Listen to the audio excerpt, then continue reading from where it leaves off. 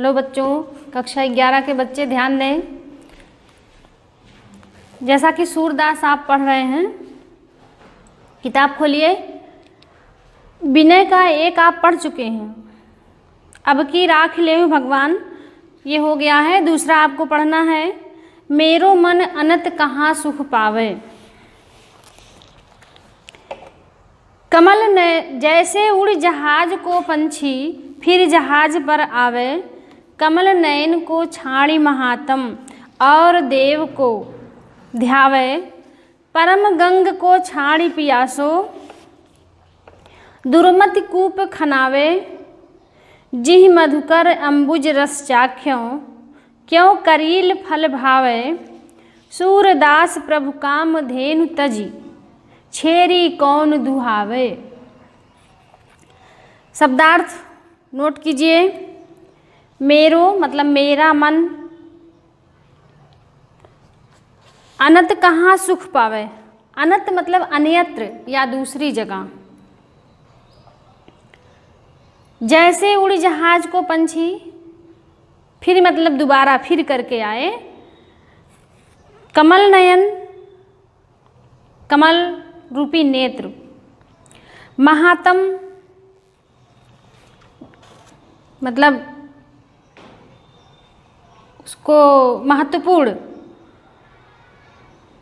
ध्यावे मतलब ध्यान रखे। और परम गंग को, पवित्र गंगा जल को छोड़कर, है ना। पियासो माने प्यासा व्यक्ति। दुर्मति माने दुर्बुद्धि। कूप माने कुआं, खनावे माने खुदवावे। जिह माने जैसे, मधुकर माने भंवरा। अम्बुज रस माने कमल रस। चाख्यो माने चख कर या पी कर।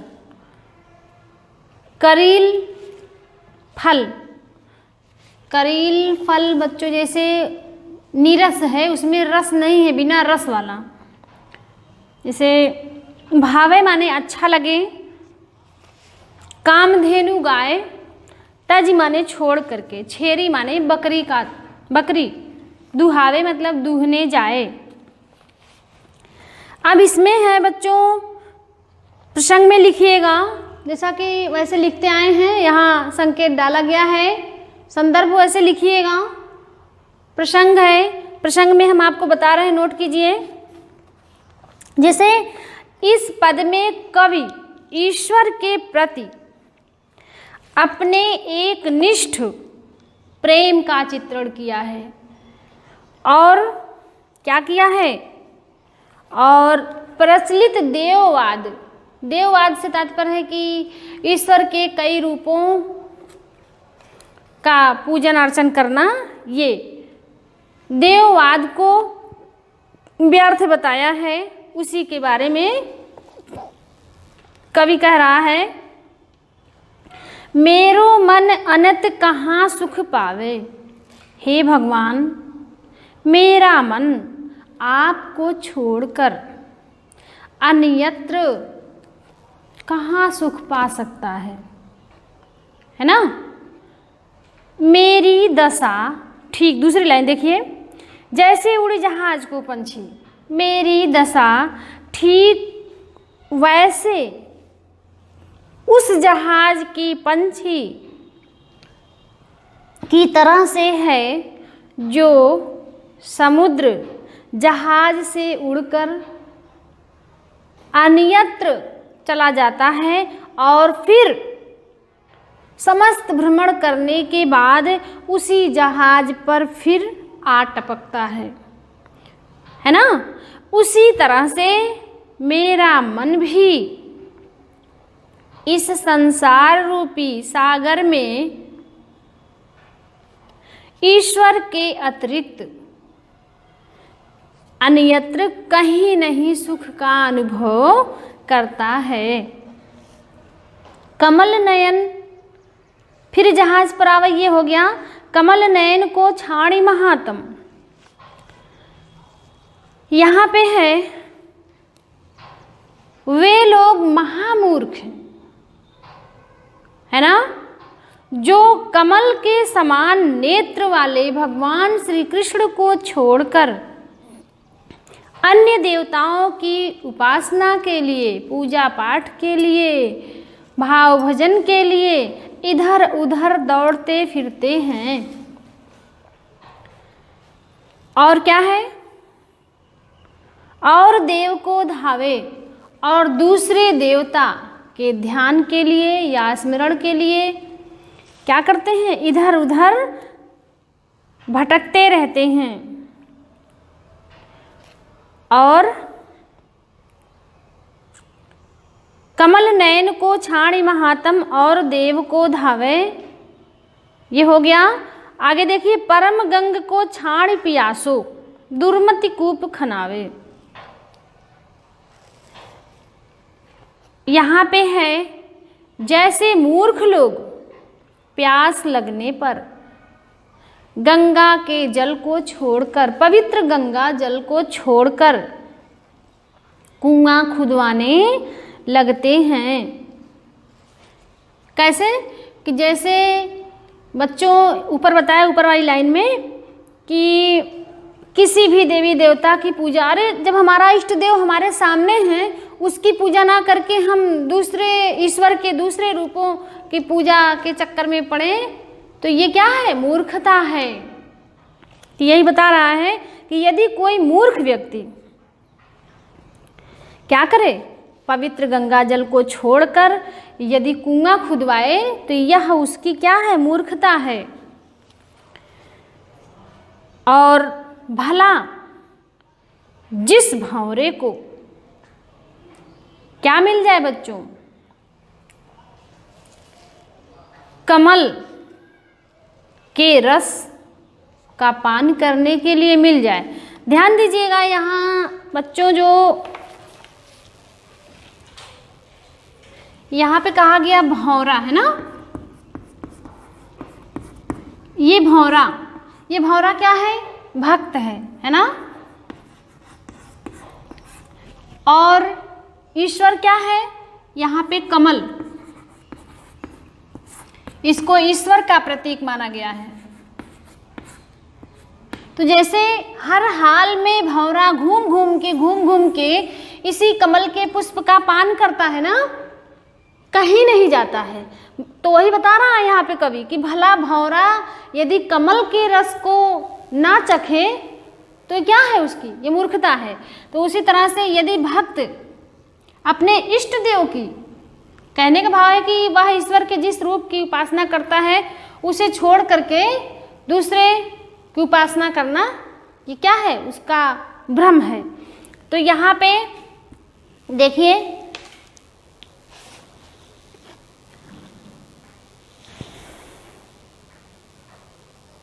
परम गंग को छाण पियासो, ये हो गया, मतलब दुर्बुद्धि वाला है, मूर्ख है जो कुआं खुदवाए। और क्या है? जी मधुकर अंबुज रस चख्यो, भला जिस भ्रमर रूपी भक्त ने कमल रूपी ईश्वर के रस को चख लिया है, वह तीखे करील के फल का रस क्यों चखेगा? क्यों बच्चों? चखेगा नहीं ना। यहाँ पे है वही कि करील का फल। अब करील का फल मतलब अन्य देवताओं की भक्ति का आनंद क्यों चखेगा? यहाँ पे है कि जी मधुकर अंबुज रस चख्यो, क्यों करील रस भावे। जो भंवरा कमल का पान कर लिया, भला वह करील के रस को क्यों चखेगा? कहने का मतलब है कि मैं हे ईश्वर आपका भक्त, आपके भक्ति में लीन हूँ, यदि आपकी भक्ति छोड़कर मैं आपके दूसरे स्वरूप की पूजा अर्चना के चक्कर लगाऊं तो यह मेरी मूर्खता है। सूरदास प्रभु धेनु काम धेनु तजी, यहाँ पे सूरदास जी कह रहे हैं कि जिसे मन वांछित फल प्रदान करने वाला कामधेनु गाय है, जिसके पास कामधेनु गाय है, वह भला बकरी का दोहन क्यों करने जाए, बकरी दूहने क्यों जाए। अर्थात जिसे ईश्वर प्राप्त है वह अन्य देवताओं की उपासना क्यों करे। बात समझ में आई। हाँ, देखिए आगे काव्य सौंदर्य ठीक वैसे लिखिएगा कि यहाँ पे भगवान के प्रति, प्रसंग में भी हम आपको बताते आए हैं, भगवान के प्रति एक निष्ठ प्रेम का वर्णन किया गया है। जैसा आप पिछले क्लास में पढ़ते आए हैं, जैसे मीराबाई हैं, कबीरदास जी हैं, ये सब क्या है, ईश्वर के जिस स्वरूप को मान रहे हैं, तुलसीदास जी हैं, उसी स्वरूप को ये महत्व दे रहे हैं, दूसरे को नहीं। यहाँ पे है शांत रस है, भक्ति रस है, ब्रज भाषा है, उपमा अलंकार है, रूपक है। अब चलते हैं बच्चों वात्सल्य पर। विनय आपका समाप्त हो गया। अब यहाँ पे हम आपको वात्सल्य बताएंगे। वात्सल्य का देखिए पद, हरिजों की बाल छवि।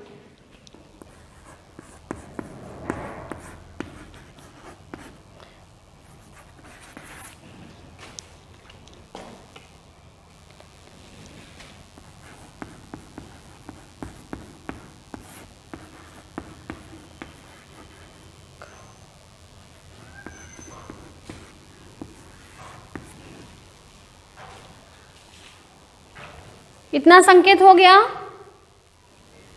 संदर्भ आपका वही रहेगा, सिर्फ यहाँ वहाँ पे विनय से लिया गया था, यहाँ पे वात्सल्य से। और चलते हैं अब इसमें वात्सल्य, और पिछले क्लास में भी आप वात्सल्य का पढ़ के आए हैं। उसी तरह से श्री कृष्ण के बाल स्वरूप का यहाँ भी वर्णन है। हरिजू की बाल छवि कहाँ बरनी, कहों बरनी कह रहा हूँ, है ना। सकल सुख की शिव कोटि मनोज शोभा हरनी, भुज भुजंग सरोज नयन बदन विधु जित लरनी, रह विवरणी सलिल नभ उपमा ऊपर दुर्डरनी, मंजु मेचक मृदुल तनु अनुहरत भूषण भरनी,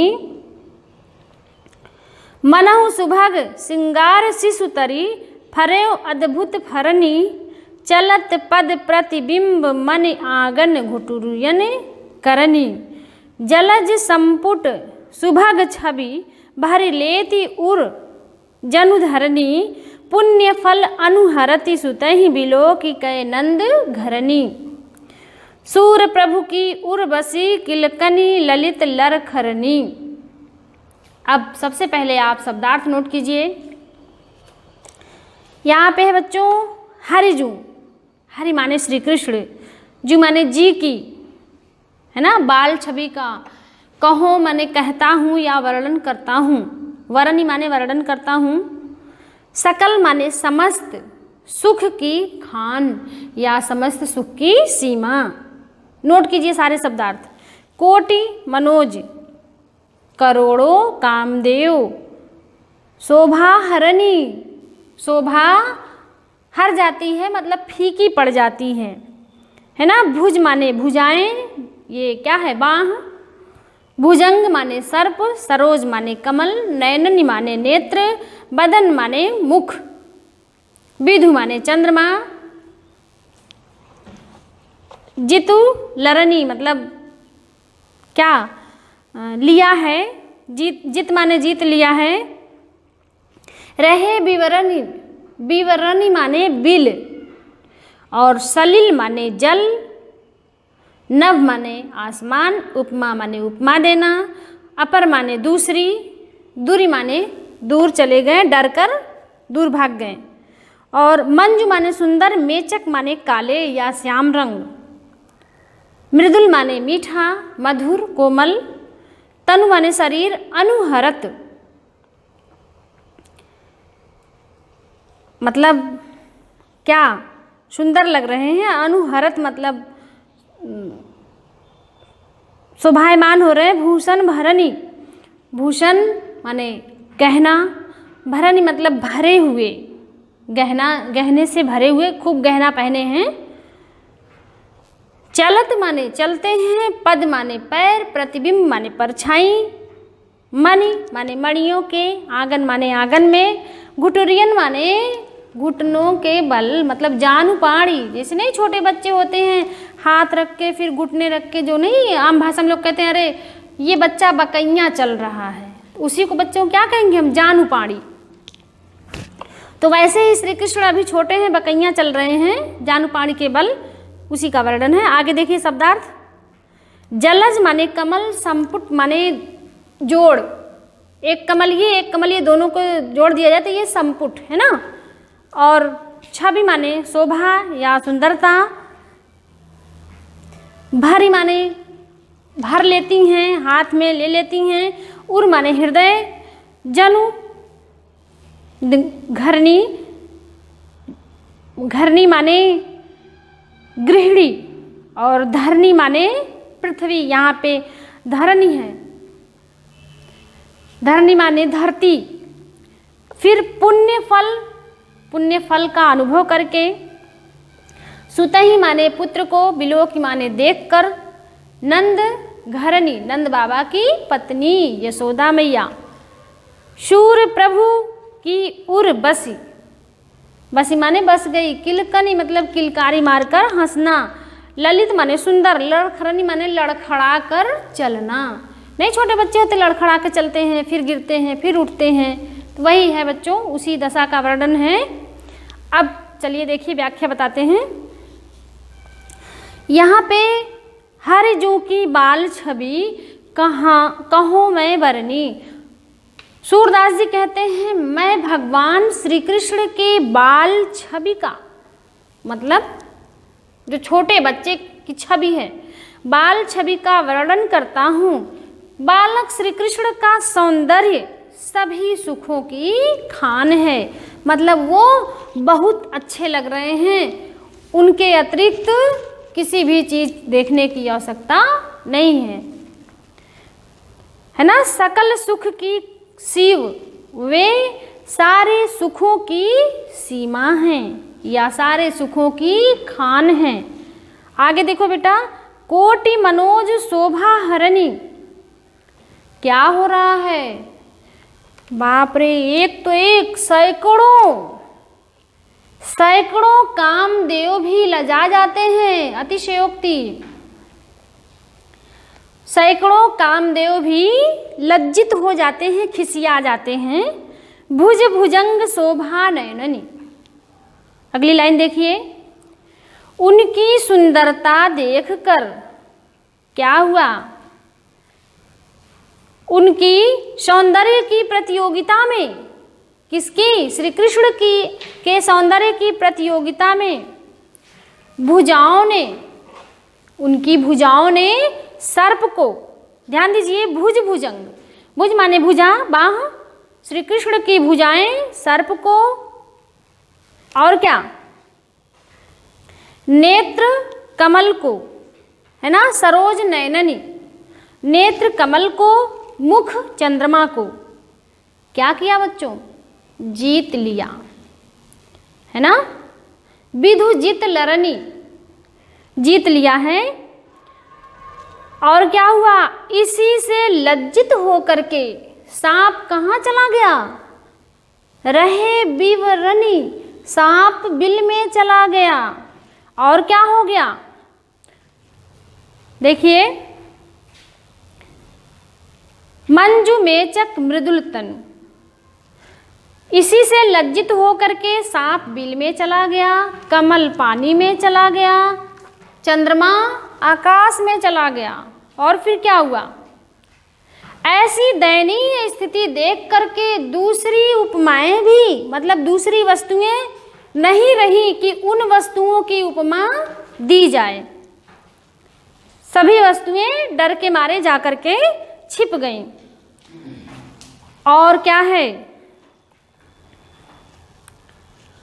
देखिए, जिससे कि श्री कृष्ण के शरीर की तुलना की जाए कोई वस्तु बची ही नहीं। फिर क्या हुआ, मंजु मेचक मृदुल तनु अनुहरत भूषण भरनी, श्री कृष्ण के केस माने बाल काले, और क्या है बच्चों, शरीर कोमल, मंजुमेचक, मेचक माने काले, मंजू माने सुंदर। उनके बाल काले, शरीर कोमल और अनेक आभूषणों से सुसज्जित तनु, अनुहरत, सुसज्जित अभी हम बताए हैं आपको कि अच्छी लगनी, सुंदर लगनी। तो ये तनु, तनु माने शरीर, अनुहरत माने सुसज्जित एक तरह से।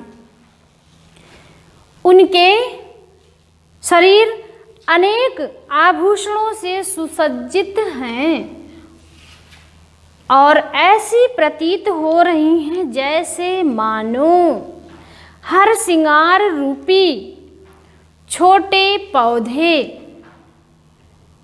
क्या हो गए, छोटे पौधे रूपी बाल श्री कृष्ण के शरीर पर अद्भुत फल लग गया हो। अब यहाँ पे फल क्या है, अब वो तो फल पहने नहीं है, वो तो फल की हम क्या कहेंगे, जो उनके गहने हैं बच्चों। ऐसा लग रहा है कि बहुत ही सुंदर लग रहा है, जैसे छोटा सा वृक्ष एकदम फलों से लदा हुआ हो। वैसे श्री कृष्ण इतना आभूषण पहने हैं कि बड़े ही सुंदर लग रहे हैं। अब चलते हैं मनहु सुभग, ये हो गया चलत पद प्रतिबिंब मणि आंगन। कैसे आंगन में चल रहे हैं, आप पिछले क्लास में पढ़ चुके हैं। किलकत कान घुटुरियन आवत, मणिमय कनक नंद के आंगन बिंब पकड़िबे धावत। ठीक वही चीज बेटा यहाँ पे है,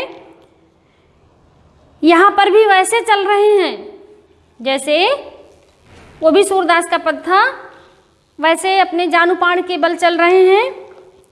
मणियों से जड़े आंगन में बालक श्री कृष्ण क्या कर रहे हैं, कमल की तरह से प्रतीत हो रहे हैं। क्यों बच्चों कमल की तरह प्रतीत हो रहे हैं, घुटनों के बल जब वो चल रहे हैं।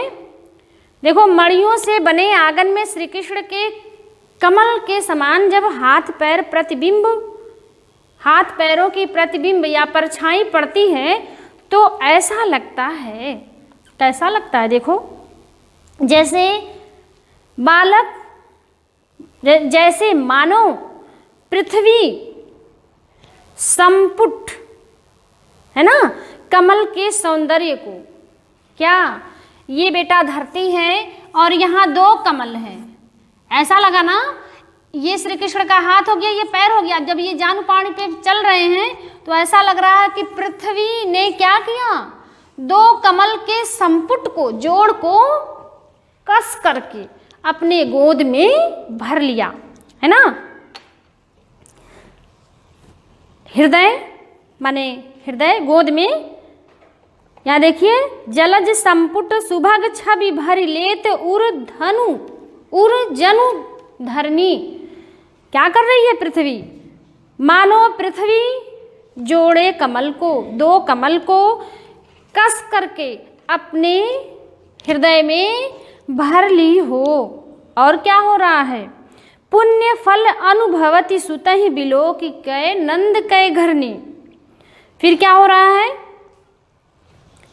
नंद बाबा की पत्नी यशोदा मैया बालक श्री कृष्ण के सौंदर्य को देखकर उन पर न्यौछावर हो जाती हैं और क्या कर रही हैं, अपने पुण्य जन्म, अपने पूर्व जन्म के पुण्य का अनुभव करके क्या कर रही हैं, देखिए पूर्व जन्म के संचित पुण्य का अनुभव करती हैं और उनके उन बाल स्वरूप श्री कृष्ण के सौंदर्य को क्या करती हैं, अपने हृदय में बसा लेती हैं। कैसा बाल सौंदर्य है, देखिए लास्ट वाली लाइन है, सूर प्रभु की उर बसी किलकरनी किलकनी ललित लर खरनी। यहाँ पे यशोदा मैया अपने पुण्य जन्म का फल, पूर्व जन्म के फल का अनुभव करती हैं और बाल श्री कृष्ण की किलकारी युक्त हंसी और लड़खड़ा कर चलना सदा के लिए अपने हृदय में बसा ले रही हैं। ठीक, और पढ़ाएं? चलिए जाने दीजिए, आगे अगले दिन चलेंगे। काव्य सौंदर्य आप वैसे लिखेंगे, यहाँ पे बाल सौंदर्य का और वात्सल्य का, चूँकि बच्चों बता चुके हैं कि माता पिता के प्रति जो प्रेम है वो वात्सल्य प्रेम है। वात्सल्य प्रेम का सुंदर चित्रण किया गया है। अतिशयोक्ति, अनुप्रास, उपमा अलंकार है और एक अन्वय अलंकार है।